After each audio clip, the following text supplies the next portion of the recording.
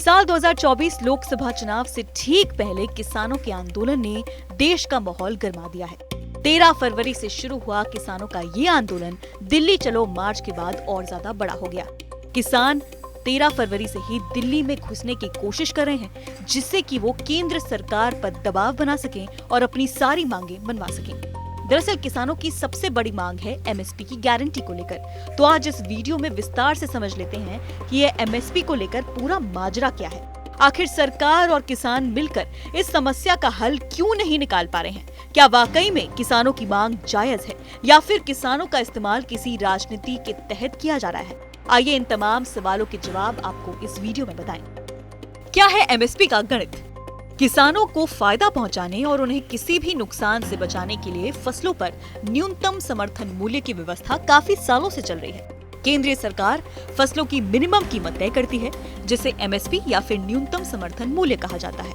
इसे एक उदाहरण से समझते हैं। अगर किसी भी फसल की कीमत बाजार के हिसाब से कम हो जाती है, तब भी सरकार उसे एमएसपी पर ही खरीदती है। करीब 60 साल पहले तत्कालीन सरकार ने देश को अनाज की कमी से बचाने के लिए गेहूं पर एमएसपी शुरू की थी। लेकिन सवाल है कि किसानों को किस बात का डर है? दरअसल 3 कृषि कानूनों को वापस लेने के बाद भी किसान की सरकार के प्रति नाराजगी और डिमांड्स और ज्यादा बढ़ गई हैं। सवाल एमएसपी का है और डर भी इसी बात को लेकर है। एमएसपी इस आधार पर तय होती है कि किसानों को उनकी कॉस्ट का 50% रिटर्न मिल सके, लेकिन ऐसा होता नहीं है। कई जगहों और मौकों पर किसानों से कम कीमत पर फसल खरीद ली जाती है। अभी तक इस पर कोई कानून नहीं बना है।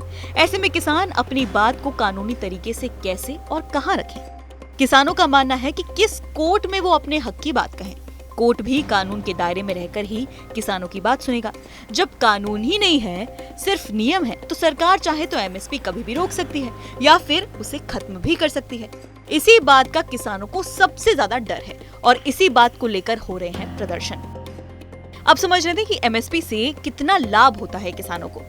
ये बात समझना काफी जरूरी है कि सरकार हर फसल पर एमएसपी नहीं देती है। सरकार की ओर से 24 फसलों पर एमएसपी तय होती है। एग्रीकल्चर मिनिस्ट्री की commission for agricultural cost and processing department की ओर से गन्ने की एमएसपी तय की जाती है। ये एक डिपार्टमेंट के तौर पर सुझाव देता है। ये कोई ऑर्गेनाइजेशन नहीं है जो कानून के रूप में एमएसपी तय कर सके। ये बस एक विभाग है जो सुझाव देता है। ये कोई ऐसी व्यवस्था नहीं है जो कानूनी रूप से एमएसपी लागू कर सके।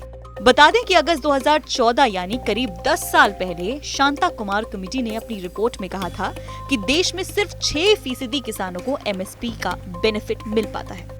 बिहार में तो एमएसपी पर खरीद ही नहीं होती है। वहाँ राज्य सरकार की ओर से प्राइमरी एग्रीकल्चर कोऑपरेटिव सोसाइटीज यानी वो सोसाइटीज जो कि प्राइवेटली ऑपरेटेड हैं, उनका गठन किया जाता है जो किसानों से डायरेक्ट अनाज खरीदती हैं। लेकिन किसानों का कहना है कि ऐसे ऑर्गेनाइजेशंस काफी अनाज खरीदती हैं और देर से पेमेंट करती हैं।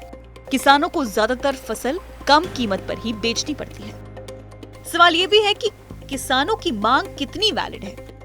दरअसल किसान समूह यूनिवर्सल एमएसपी के लिए एक कानून की मांग कर रहे हैं, यानी किसान की हर एक फसल को केंद्र में सरकार द्वारा एमएसपी यानी न्यूनतम समर्थन मूल्य पर खरीद के लिए खुला होना चाहिए। वैसे इस तर्क को कुछ आंकड़ों से खारिज किया जा सकता है। पहला, वित्त वर्ष 2020 में कृषि उपज का कुल मूल्य 40 लाख करोड़ था, जिसमें डेयरी, खेती, बागवानी, पशुधन और एमएसपी फसलों के उत्पादन शामिल हैं। दूसरा ये कि वित्त वर्ष 2020 में कुल कृषि उपज का बाजार मूल्य 10 करोड़ रुपए है। इसमें 24 फसलें शामिल हैं जो एमएसपी के दायरे में शामिल हैं। बता दें कि वित्त वर्ष 2020 के लिए कुल एमएसपी खरीद 2.5 लाख करोड़ थी, यानी कुल कृषि उपज का 6.2% और एमएसपी के तहत उपज का लगभग 25%।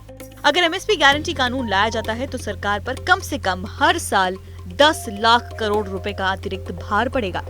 यहाँ समझने वाली बात यह है कि ये रकम सरकार के उस कैपिटल एक्सपेंडिचर के बराबर है जो कि देश की इंफ्रा पर खर्च होना है।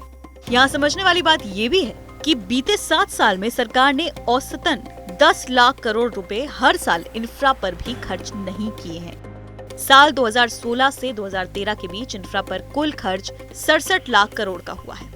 इसका मतलब ये भी है कि यूनिवर्सल एमएसपी डिमांड का कोई इकोनॉमिक या फिस्कल मतलब नहीं है। ये सरकार के खिलाफ एक राजनीति से प्रेरित तर्क है जिसने बीते 10 सालों में रिकॉर्ड वेलफेयर स्कीम का ऐलान किया है।